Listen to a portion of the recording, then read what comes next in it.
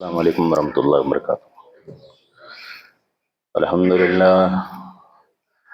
للہ نحمده ونستعینه ونستغفره ونؤمن به ونتوکل علیہ ونعوذ باللہ من شرور انفسنا ومن سیئات اعمالنا من يهده اللہ فلا مضل له ومن يضلل فلا هادی له وأشهد أن لا إله إلا الله وحده لا شريك له وأشهد أن محمدا عبده ورسوله أما بعد فإن خير الحديث كتاب الله وخير الهدي هدي محمد صلى الله عليه وسلم وشر الأمور محدثاتها وكل محدثة بدعة وكل بدعة ضلالة وكل ضلالة في النار وقد قال الله تعالى في كلامه المجيد والفرقان الحميد فأعوذ بالله السميع العليم من الشيطان الرجيم بسم الله الرحمن الرحيم قاف والقرآن المجيد بل عجبوا أن جاءهم منذر منهم فقال الكافرون هذا شيء عجيب أئذا متنا وكنا ترابا ذلك رجع بعيد قد علمنا ما تنقص الأرض منهم وعندنا كتاب حفيظ وقال الله تعالى في موضع آخر بل الله فاعبد وكن من الشاكرين۔ سامعین کرام، دینی ملی بھائیوں، بزرگوں، عزیز ساتھیوں، پیارے بچوں، اللہ رب العالمین کا فضل و کرم اور اس کا احسان ہے کہ اللہ رب العالمین نے ہم گناہ گاروں کو ہمارے گناہوں کے باوجود اپنی رحمتوں سے نوازا ہوا ہے، اور ہم اللہ رب العالمین کی بے شمار نعمتوں سے فائدہ حاصل کر رہے ہیں۔ انہی نعمتوں میں سے ایک نعمت اللہ رب العالمین نے ہم فقیروں کی کشکول میں، ہم فقیروں کے جھولی میں جو اللہ رب العالمین نے ڈالی ہے، وہ نبی آخر الزماں جناب محمد رسول اللہ صلی اللہ علیہ وسلم کے ذریعے سے دولت اسلام اللہ رب العالمین نے ہمیں عنایت فرمایا ہے۔ ہماری ذمہ داری ہے کہ ان کی حفاظت کرنے کی کوشش کریں۔ ان تعلیمات کی حفاظت کا طریقہ وہی ہے جو پچھلے ہمارے اسلاف نے، ہمارے گزرے ہوئے لوگوں نے کیا ہوا ہے، کہ ہم وہ احکام، وہ تعلیمات، وہ شکشائیں، وہ ٹیچنگز، وہ معلومات جو اللہ رب العالمین اور اللہ کے رسول صلی اللہ علیہ وسلم کی طرف سے ہم گناہ گاروں کو حاصل ہوئی ہے، ہمیں چاہیے کہ ہم ان تعلیمات پر عمل پیرا ہونے کی کوشش کریں اور اپنی زندگی کے اندر بدلاؤ لانے کی کوشش کریں۔ سال گزرتا جاتا ہے، وقت گزرتا جاتا ہے، اور ہم پریشان ہوتے ہیں کہ ابھی جمعہ گزرا تھا اور جمعہ آ گیا۔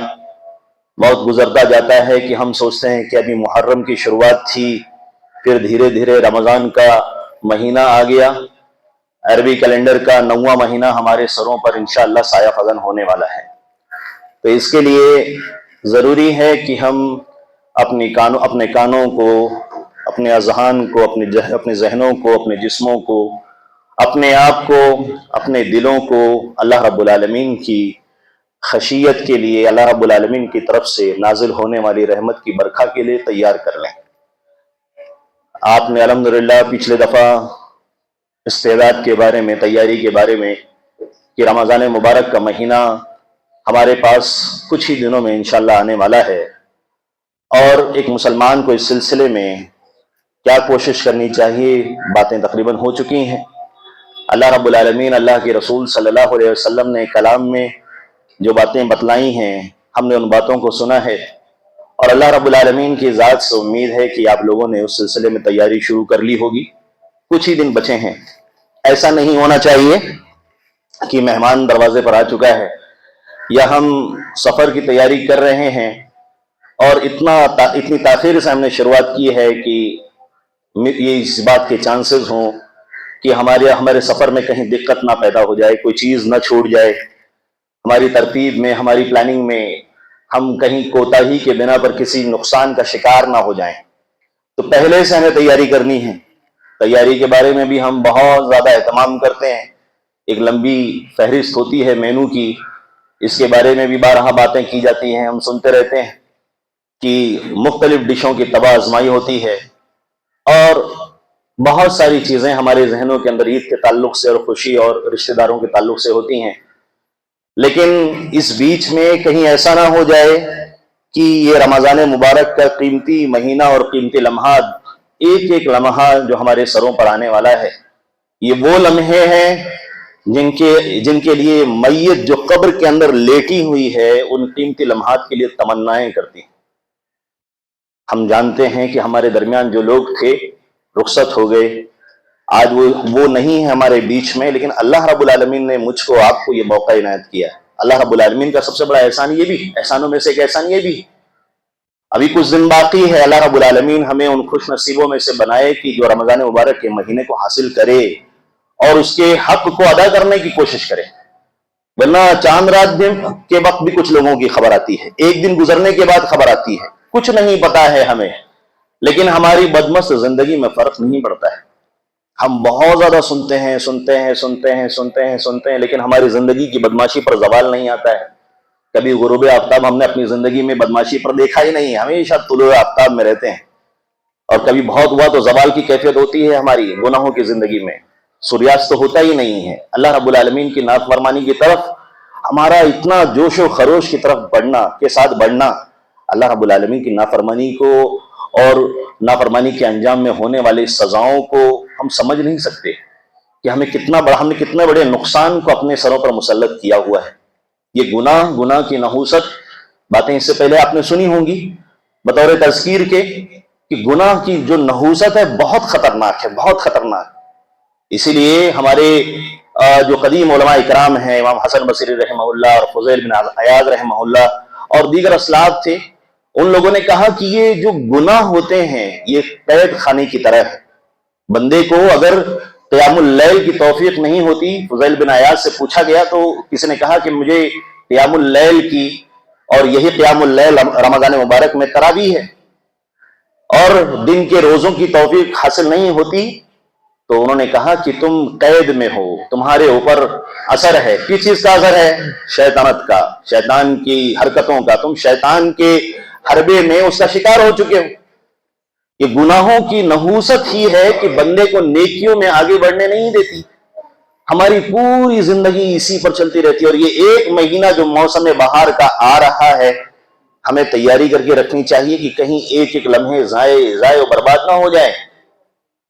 ہماری زندگی میں بدلاؤ و فرق ظاہر ہونا چاہیے۔ ایسا ہوتا ہے کہ رمضان مبارک شروع ہوا، ہم سوچتے ہیں ابھی پڑھیں گے، ابھی کریں گے، ابھی سنتوں کا اہتمام کریں گے، ابھی کینچی کو دور رکھ دیں گے، داڑھی بڑھا لیں گے کم سے کم ایک مہینہ، پہلی صف میں امام کے پیچھے ہم ہوں گے انشاءاللہ، اذان سے پہلے مسجد میں پہنچنے کی کوشش کریں گے، غریب کو کھانا کھلائیں گے، فلاں رشتہ دار سے بات چیت بند ہو چکی ہے اس کو شروع کرنے کی کوشش کریں گے۔ چلتا رہتا ہے، پوسٹ پون کا، التوا کا معاملہ، ملتوی کرنے کا معاملہ چلتا رہتا ہے، اور جب تک ایمان کا جوش زیادہ ہوتا ہے معلوم پڑتا ہے کہ عید کا چاند نکلنے والا ہے، رمضان نکلے۔ کیوں؟ کیونکہ ہم نے تیاری لیٹ شروع کی ہے۔ ہم ذہن سازی جو ہماری ہونی چاہیے تھی، یا ہمیں مستعد ہونا چاہیے تھا رمضان کے قیمتی لمحات کا، اگر معلوم پڑ جائے کہ کل کے 24 گھنٹے میں کسی نے 1 گھنٹے میں کوئی بہت اچھا کام کیا ہے تو فلاں ٹرسٹ کی طرف سے بہت بڑا اس کو پرائز ملنے والا ہے، اور کسی نے 24 گھنٹے کا کوئی لمحہ برباد نہیں کیا، 24 گھنٹہ جاگے گا ایک مسلمان، کوئی بھی انسان جاگے گا، مسلمان نہیں صرف، اس 24 گھنٹے کے لیے تڑپ اٹھیں گے، کوئی 1 منٹ برباد نہ ہونے پائے۔ اس سے زیادہ قیمتی وقت ہمارے پاس آنے والے ہیں۔ ہم ڈے نائٹ کرتے ہیں، جاب والے جاب کا کیئر کرتے ہیں، بزنس والے بزنس کا کیئر کرتے ہیں، کوئی بھی چیز مس نہیں ہونے دیتے۔ ایسے اس سے زیادہ قیمتی لمحات ہمارے سروں پر آنے والے۔ اللہ کے رسول صلی اللہ علیہ وسلم مبارکبادی دے رہے ہیں۔ ارے آسمان سے انتظام ہوتا ہے، زمین پر انتظام ہوتا ہے، شیطان قید کر لیے جاتے ہیں، بدماش قسم کے شیطان جو نیکیوں میں رکاوٹ بنتے ہیں۔ اللہ کی طرف سے حجت تمام، بولنے کا کوئی معاملہ ہی نہیں ہے کسی کے پاس کہ میں فلاں شیطنت کام کے اندر الجھ گیا تھا۔ اگر ہم الجھے تھے تو اس کا مطلب ہم نے انٹینشنلی اس بات کو کیا ہوا ہے، جان بوجھ کر رہے ہیں، کیونکہ ہم پورے مہینوں اسی پر ہم اپنے آپ کو تیار کرتے رہے، اپنے اندر بدلاؤ کرنے کی لالچ ہمارے اندر نہیں پیدا ہوئی۔ یا ایتھا النفس المطمئنہ ارجعی الی ربک راضیۃ مرضیہ، آؤ اللہ رب العالمین کی طرف خوش ہو کر۔ مطمئن نفس، کون سی مطمئن نفس؟ جو اللہ رب العالمین پر، اللہ رب العالمین کے بدلے پر، اللہ رب العالمین کے دیدار پر، اللہ رب العالمین کی برکتوں پر، اس کی رحمتوں پر ایک دم راضی ہو چکی ہے۔ تو بندے کے اندر یہ لالچ پیدا ہونی چاہیے کہ وہ لگ کے اللہ رب العالمین کی طرف، نیتیں اللہ رب العالمین نیتوں پر ثواب دینے والا ہے. ہم ابھی سے نیت کرنا شروع کریں کہ ہم قرآن کو اس کے حقوق کے ساتھ اتنی مرتبہ پڑھنے کی کوشش کریں گے. ہم سے غلطیاں ہو گئی ہیں، ہمیں چاہیے تھا کہ ہم قرآن کی مشق کرتے، قرآن کی پریکٹس کرتے، قرآن کا اہتمام کرتے، ہماری زبان اس کی عادی ہوتی. زبان ٹوٹتی نہیں ہے. کئی لوگوں کے رمضان مبارک کے مہینے میں کئی الفاظ قرآن نہ اٹھانے کی بنا پر یہ معاملہ ہو جاتا ہے. ایک تو زبان پھنس جاتی ہے، کسی کے ساتھ بھی ہو سکتا ہے. لیکن قرآن، اللہ کے رسول صلی اللہ علیہ وسلم فرماتے ہیں کہ اٹک اٹک کر قرآن پڑھنے پر ڈبل ثواب ملتا ہے. کوشش تو کرنا ہے نا. لیکن کوئی جان بوجھ کر اس لیے قرآن نہ پڑھے کہ اللہ کے رسول صلی اللہ علیہ وسلم نے فرمایا کہ قرآن اٹک اٹک کر پڑھتے ہیں تو ڈبل ثواب ملتا ہے، تو رمضان میں قرآن اٹک اٹک کر پڑھیں گے. تو یہ بیوقوفی ہے، کوتاہی ہے. یہ اللہ کے رسول صلی اللہ علیہ وسلم نے فرمایا کہ جو قرآن کو اچھے سے پڑھتا ہے، مع السفرۃ الکرام البررہ، وہ ایسے مکرم فرشتوں کے ساتھ ہوگا جو اللہ رب العالمین کے سفیر ہیں. یہ جو مہینہ آنے والا ہے خیر و برکات کا، اللہ رب العالمین کی طرف رجوع کرنے کا، اللہ رب العالمین کی طرف بھیک مانگنے کا، دعاؤں کے خزانوں کا، اذکار کا، چلتے پھرتے جب موقع ملے اپنے لیے، امی ابو کے لیے، رشتہ داروں کے لیے اللہ رب العالمین سے مانگتے رہے بندہ. قبر کے عذاب سے بچنے کے لیے جو نامہ اعمال میں اللہ رب العالمین سے ہم نے اپنے گناہوں کی مغفرت نہیں کروائی ہے اللہ رب العالمین سے، اس کے لیے معافی تلافی کر کے اس کو ختم کروانے کی کوشش کرنا. اللہ رب العالمین سے اللہ کے رسول صلی اللہ علیہ وسلم فرمایا ہے توبہ ہے اس آدمی کے لیے جس کے نامہ اعمال میں استغفار کی بھرمار ہو، استغفار بھرا ہوا. توبہ کے بارے میں آپ نے سنا ہے اس سے پہلے. اللہ کے رسول صلی اللہ علیہ وسلم نے جو توبہ کہا ہے، علماء کہتے ہیں کہ جنت کے اندر یا تو کسی درخت کا نام ہے، یا تو خوشخبری ہے، سعادت مندی ہے ایسے آدمی کے لیے جس نے استغفار کیا ہے. استغفار صرف زبانی نہیں ہونا چاہیے، دل کے اندر احساس ہونا چاہیے کہ اب تک نمازوں کے اندر کوتاہیاں ہو رہی تھی میرے مالک، اب میں حاضر ہوں گا، اب میں موجود رہوں گا اللہ رب العالمین تیری عبادت کے لیے.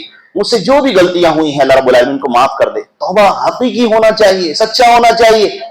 اب تک اللہ رب العالمین میں جان بوجھ کر کچھ گناہ کے کام کر رہا تھا، میری نظر اٹھ جا رہی تھی کچھ گناہ کی چیزوں پر، کچھ ایسے دوست تھے، کچھ ایسی پیمفلیٹس تھے میں جس میں الجھا ہوا تھا. اللہ رب العالمین نوجوانوں کے لیے یہ خصوصی طور پر اپنے لیے اپنے رشتوں کو اللہ رب العالمین سے مضبوط کرنا ہے. وَأَنَّ سَعْيَهُ سَوْفَ يُرَىٰ، ہم نے جتنی کوشش کی ہے قیامت میں اللہ رب العالمین فرماتا ہے ساری کوششوں کو اللہ رب العالمین دکھانے والا ہے. ہم جتنی کوششیں زمین کے اوپر کر رہے ہیں، دنیا کے لیے کر رہے ہیں، آخرت کے لیے کر رہے ہیں، نبی صلی اللہ علیہ وسلم کے دین کو پھیلانے کے لیے کر رہے ہیں، دین کی ترویج کے لیے کر رہے ہیں، کچھ بھی کر رہے ہیں، ایک ایک روپیہ اللہ رب العالمین کو راضی کرنے کے لیے خرچ کر رہے ہیں. لالچ حلال کمائی کے ذریعے سے اللہ رب العالمین کو راضی کرنے کا مقصد ہے. وَأَنَّ سَعْيَهُ سَوْفَ يُرَىٰ، اللہ رب العالمین کو جلدی دیکھو گے. ہم تو سمجھتے ہیں، کچھ مسلمان کہتے ہیں قیامت کہاں آئی، نبی صلی اللہ علیہ وسلم آئے چلے گئے 1000 سال اور اس کے 1200 سال، اب 1400 سال، 1447 ہجری آ گئی، ہمارے دادا پردادا دنیا سے چلے گئے، کہاں ہے قیامت؟ مسلمان کہتا ہے. اللہ رب العالمین فرماتا ہے کہ وَأَنَّ سَعْيَهُ سَوْفَ يُرَىٰ، اور قرآن میں اللہ رب العالمین نے دوسری جگہوں پر بھی ذکر کیا ہے. وہ آپ سے قیامت کے بارے میں سوال کرتے ہیں، ان سے کہہ دو کہ قیامت نزدیک ہے. تو اللہ رب العالمین کی نظر میں قیامت دور نہیں. اللہ کے رسول صلی اللہ علیہ وسلم نے فرمایا کہ میرا دنیا کے اندر آنا قیامت کی نشانی ہی ہے. اور بھی بہت ساری حدیث قیامت کے تعلق سے ہے. اور اسی بیچ میں کچھ لوگوں نے رمضان مبارک کے تعلق سے بھی جوڑا ہوا ہے کہ جس سال وہ چاند اور اسی طرح سے سورج کا جو خسف کا معاملہ ہے، یعنی سورج گرہن کا معاملہ ہے اور چاند گرہن کا معاملہ ہے، وہ روایت ضعیف ہے، اوتھینٹک نہیں کہ اس سال جس سال یہ دونوں چیزیں ایک ساتھ ہوگی، پہلے رمضان میں یا رمضان کے شروع کے دنوں میں، تو اس میں امام مہدی تشریف لائیں گے. یہ روایت اوتھینٹک نہیں. ارے وہ آئیں گے تو کیا کریں گے؟ ہمارے اعمال کیا ہیں؟ ہم سال بھر اللہ رب العالمین کے کلام کو سنتے ہیں، شرکیہ باتوں کا رد سنتے ہیں، ایسے لوگ جو منہج کے خلاف ہیں ان کے بارے میں سنتے ہیں، جو دین کو نقصان پہنچانے کی کوشش کرتے ہیں ان کے بارے میں سنتے ہیں، اور ہماری کوششیں کہاں ہیں؟ ہم اسی ڈھرے پر جس پر ہماری زندگی گزر رہی ہے اسی پر لگے ہوئے، اپنے حالات کو بدلنے کی کوشش نہیں کرتے. اللہ رب العالمین نے ابھی ہمیں موقع دیا ہے. اللہ رب العالمین نے قرآن کی آیت میں ارشاد فرمایا کہ وَلَقَدْ أُوحِيَ إِلَى الَّذِينَ، تمہاری طرف یقیناً ایک وحی نازل کی گئی ہے، مِن قَبْلِكَ لَئِنْ أَشْرَكْتَ لَيَحْبَطَنَّ عَمَلُكَ. اللہ رب العالمین نے فرمایا کہ تمہارے اور تم سے پہلے لوگوں کی طرف یہ اعلان کیا گیا تھا کہ اگر تم نے شرک کیا، لَئِنْ أَشْرَكْتَ لَيَحْبَطَنَّ عَمَلُكَ. اللہ رب العالمین نے فرمایا کہ اگر اے نبی حضرت محمد مصطفیٰ صلی اللہ علیہ وسلم، جو اللہ رب العالمین کے خلیل، اللہ رب العالمین کے دوست، گہرے دوست، اللہ رب العالمین ان سے مخاطب ہے کہ اگر تم نے شرک کیا اے محمد صلی اللہ علیہ وسلم تو اللہ رب العالمین تمہارے اعمال کو تباہ اور برباد کر دے گا۔ اللہ رب العالمین نے اپنے نبی کو اس چیز کی دھمکی دی، وَلَتَكُونَنَّ مِنَ الْخَاسِرِينَ، اور تم نقصان اٹھانے والوں میں سے ہو جاؤ گے۔ اس کے بعد اللہ رب العالمین نے فرمایا بَلِ اللَّهَ فَاعْبُدْ وَكُن مِنَ الشَّاكِرِينَ، بلکہ اللہ رب العالمین کی عبادت کرو، اللہ رب العالمین کی عبادت کرو اور اس کے ساتھ کسی چیز کو شریک نہ کرو۔ اللہ رب العالمین نے عمومی اعلان کیا ہے۔ اب اللہ رب العالمین ہمیں موقع دے رہا ہے کہ ہم رمضان مبارک کا مہینہ جب حاصل ہو جائے، اللہ رب العالمین کے دربار میں اٹھیں، بھیک مانگے، اللہ رب العالمین سے دعائیں کریں، استغفار کریں اور قرآن کی تلاوت کے لیے وقت نکالنے کی کوشش کریں۔ صبح کا وقت ہوتا ہے سحری کا، ہم اٹھتے ہیں، ہمارے من میں آیا تو ہم نے اٹھ کر سحری کی یا نہیں کی۔ اللہ کے رسول صلی اللہ علیہ وسلم کی سنت ہے کہ آپ صلی اللہ علیہ وسلم نے فرمایا کہ یہودیوں سے مخالفت کرو، یہودی سحری نہیں کرتے۔ علامہ ابن باز رحمہ اللہ نے فرمایا ہے کچھ مسلمانوں کی حالت یہ ہوتی ہے کہ وہ آدھی رات ہی میں کھا پی کر سو جاتے ہیں اور اس کے بعد سیدھا بعد میں اٹھتے ہیں، سحری نہیں کرتے۔ تو ابن باز رحمہ اللہ نے فرمایا کہ یہودیوں کی مخالفت نہیں، موافقت ہے۔ سحری کا وقت یہ آدھی رات میں نہیں ہے۔ اللہ کے رسول صلی اللہ علیہ وسلم کا عمل کیا ہوا کرتا تھا کہ آپ صلی اللہ علیہ وسلم سحری کھانے میں تاخیر کیا کرتے تھے، اور ہم سب مسلمان اس بات کو جانتے ہیں کہ رات کا جو تیسرا حصہ ہوتا ہے اس میں اللہ رب العالمین سمائے دنیا پر آتا ہے۔ رمضان مبارک کے خاص مہینے کے اندر اللہ رب العالمین نے ہمیں یہ توفیق دی ہے کہ ہم اذان سے پہلے اٹھتے ہیں اور اللہ رب العالمین سے دعائیں کرنا اور اسی طرح سے سحری کا انتظام کرنا، یہ دونوں چیزیں پاسبل کہ ہم اپنے کام کو کرتے رہیں، اسی بیچ میں ہم اپنے بچوں کو بھی اٹھا لیں۔ یہ رمضان مبارک کا مہینہ ہے، تربیت کا مہینہ ہے، تربیت کا مہینہ ہے، اور اس میں تربیت چاہے اہل علم کی ہو چاہے عالم نہ ہو ان کی بھی ہے، نوجوانوں کی بھی تربیت کا معاملہ ہے، بچیوں کی تربیت کا معاملہ ہے، چھوٹے بچوں کی تربیت کا معاملہ ہے، اور نوجوانوں کی تربیت کا بھی معاملہ ہے۔ اور ہم سب سے پہلے خود کہ ہم اس چیز کا اہتمام کرتے ہوں، ہمارا دھیان ہماری توجہ مکمل اسی چیز کی طرف ہوتی ہے۔ اور ہم ممبئی کے لوگ، ہمارا اپنا اٹھنے بیٹھنے کا شیڈیول ہی الگ ہے، ہمارے یہاں رات کی شروعات ہی 12 بجے کے بعد سے ہوتی ہے، جس کا اثر جس کا نقصان فجر کے وقت ہوتا ہے۔ تو ہم دیر سے سوتے ہیں اور صبح کا وقت جو ہوتا ہے ہمارے لیے مسئلہ ہو جاتا ہے۔ کسی کی مشغولیت ہے، لکھنے پڑھنے کا معاملہ ہے تو اس کی بات الگ ہے، لیکن ہم ہمیشہ مشغولیت کی زندگی ہی گزارتے ہیں، اور جو قیمتی لمحہ اللہ رب العالمین کے سامنے ہاتھ پھیلانے کا ہے، اگر اس مہینے میں بھی اپنے مالک کو راضی نہ کرا سکے اور اس مہینے میں اللہ رب العالمین کے سامنے درخواست کر کے اپنی مشکلوں کو حل نہ کرا سکے تو پھر کون سا مہینہ ہم کو چاہیے؟ اللہ رب العالمین نے رحمت کے دروازے کھول دیے اور اپنے ناراضگی کا جو مظہر ہے جہنم کا دروازہ اس کو بند کر دیا ہے۔ اب ایسے وقت میں جس کی رات، جس کا دن، جس کے صبح، جس کا زوال کا وقت، ضحیٰ کا وقت، چاش کا وقت، شام، ہر وقت اس کا قیمتی ہے، اگر اس قیمتی وقت میں بھی اپنے مالک کو راضی کرا کر اپنے روزی روٹی کے مسئلے، اپنے گھر کو بڑا کرنے کے تعلق سے، اپنی بیٹیوں کی شادی کے تعلق سے، اپنے بچوں کی تربیت کے تعلق سے، ان کے بگڑے ہوئے حالات کو سدھارنے کے تعلق سے، اور اگر قوم و ملک کا طرف ہم رکھتے ہیں تو اپنے ملک کے لیے دعائیں کر کے اللہ رب العالمین سے تاکہ وہ ہمارے حالات کو درست کر دے دعائیں کر سکتے ہیں۔ لیکن ہم کو کوشش کرنی ہوگی، اس چیز کو سیٹ کرنا ہوگا، اور جو ہم کھان پان پر اپنا وقت برباد کرتے ہیں اس پر بھی دھیان دینا ہوگا۔ اللہ رب العالمین نے اچھی چیزوں کو کھانے، پہننے اور اوڑھنے سے منع نہیں کیا ہے، لیکن اگر وہی چیز اصل ہو جائے اور اسی پر ہماری توجہ مرکوز ہو جائے اور رمضان مبارک کی جو روحانیت ہے وہ مفقود ہونے لگے تو ہم مسلمانوں کو غور کرنا چاہیے۔ اچھے کھان پان سے کوئی نہیں روکتا ہے، لیکن ہماری پوری کوششیں اسی پر صرف کی جاتی ہیں، ہماری توجہ اسی پر مرکوز ہوتی ہے کہ 30 دنوں کے اندر یا 29 دنوں کے اندر ہم نے کون سی فہرست بنا کر رکھی ہے، ہمارے مخطوطات میں، ہمارے پلان میں، ہمارے خطے میں وہ ساری چیزیں ہوتی ہیں۔ تو ہم کو چاہیے کہ ہم نیکیوں کے بھی سلسلے میں کوشش کریں کہ ہم نیکیوں میں کس طرح آگے بڑھیں گے، ہمارا دھیان کہاں ہوگا، ہماری توجہ کس طرف ہوگی۔ ہم اپنے بچوں کو کیا موبائل لے کر آزاد چھوڑ دیں گے؟ اذان ہوتی رہتی ہے، بچے موبائل لے کر بیٹھے رہتے ہیں، موبائل کے اندر گم ہے، اذان، والدین لگے ہوئے ہیں اپنے افطاری کے اندر، دعاؤں کے اندر اللہ رب العالمین کو راضی کرنے کے لیے۔ اللہ کے رسول صلی اللہ علیہ وسلم نے خوشخبری دی، یہی مسلمان ماحول کا یہ نظارہ ہے۔ تراویح کے وقت ہم تراویح کے اندر جمع ہونے کی کوشش کرتے ہیں کہ اللہ کے رسول صلی اللہ علیہ وسلم نے قیام اللیل کی تلقین کی اور اس کا اہتمام کیا ہے، اور جو امام کے ساتھ فارغ ہوتا ہے آخر تک پڑھتا ہے تو اللہ کے رسول صلی اللہ علیہ وسلم نے فرمایا کہ اس کو پوری رات قیام کرنے کا ثواب ملتا ہے۔ لیکن ہم مسئلہ سمجھ کر کہ یہ واجب نہیں ہے، ہم کچھ رکعت پڑھ کر الگ ہو جاتے ہیں، ہمارے پیچھے بچے بھی الگ ہو جاتے ہیں۔ تو سب سے پہلے تربیت ہم سب کو ضرورت ہے کہ ہم بڑے پہلے اس کا اہتمام کرنے کی کوشش کریں اور اس کے بعد اپنے بچوں کو اس میں شامل کرنے کی کوشش کریں، اور بچوں کو لانے کے بعد مسجد کے حوالے نہ کر دیں۔ جس طرح سے ہم اپنے بچوں کو اسکولوں میں داخل کرنے کے بعد، مدارس میں داخل کرنے کے بعد ہم سمجھتے ہیں کہ ساری ذمہ داری اب ان لوگوں کی ہے، کیوں؟ کیونکہ ہم فیس پے کرتے ہیں، ہماری ذمہ داری ہے۔ اللہ کے رسول صلی اللہ علیہ وسلم نے فرمایا الرجل راع علی اہل بیتہ والمرأة راعیۃ علی اہل بیت زوجها وولدہ۔ اللہ کے رسول صلی اللہ علیہ وسلم نے فرمایا کہ ماں اور باپ کی ذمہ داری ہے اولاد کی تربیت۔ ہم نے وہاں انٹری کرا دی، ایڈمیشن ہو گیا، انرولمنٹ ہو گیا، تو اس کے بعد ہم فارغ ہو چکے۔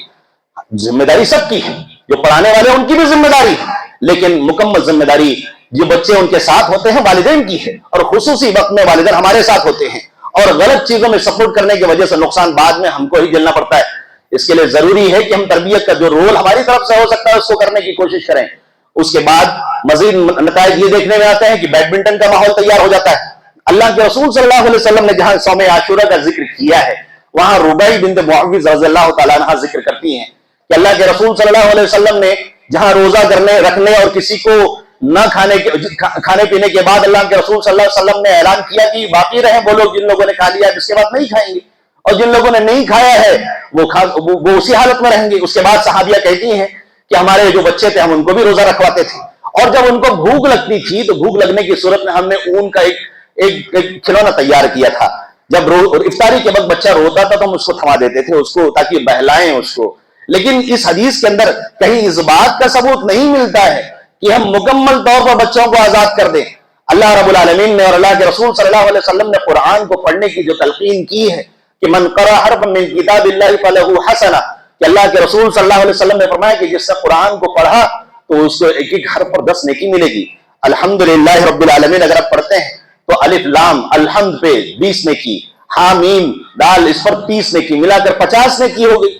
اور یہ نیکی کمانے کی لالچ ہمارے اندر پہلے ہونی چاہیے، تب پھر ہم اپنے بچوں کے اندر انکلکیٹ کرنے کی، اس کو داخل کرنے کی کوشش کریں گے۔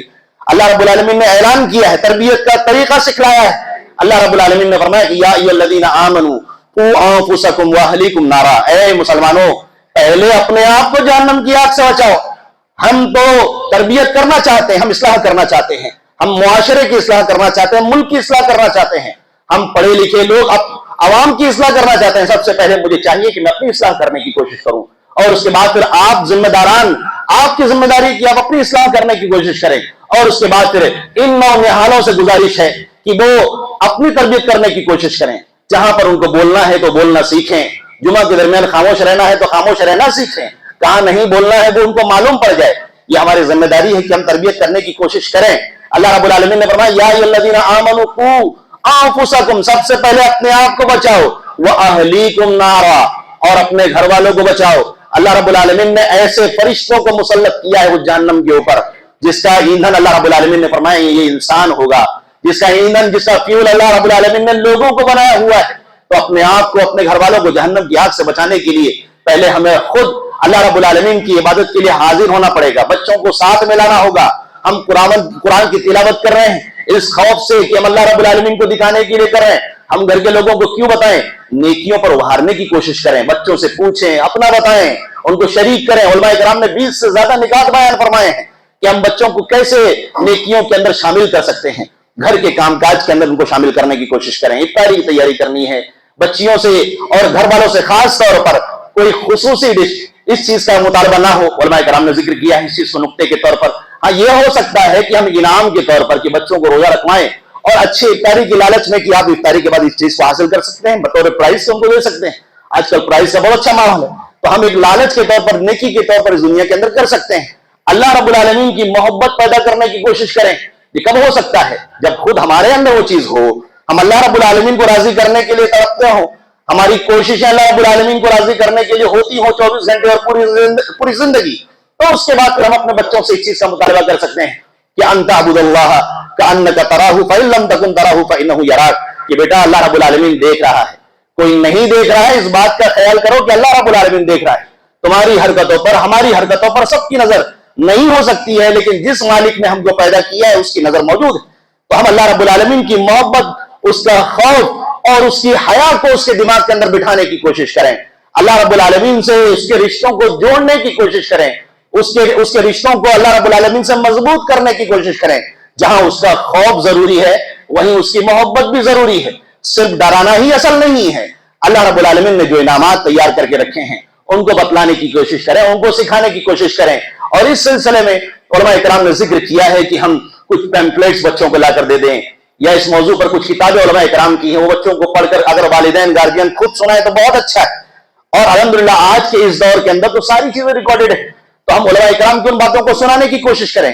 اسی طرح سے علماء اکرام نے ذکر فرمایا ہے کہ ہم رمضان مبارک کے تعلق سے, بچوں کے تعلق سے ایک کام یہ بھی کر سکتے ہیں کہ وہ چیزیں جو رمضان مبارک کے لیے مباح ہیں کہ روزے کی حالت میں ہو سکتی ہیں, یا وہ چیزیں جو روزے کو خراب کرنے والی ہیں, برباد کرنے والی ہیں, اس کو نقصان پہنچانے والی ہیں, اسے بتانے کی کوشش کریں.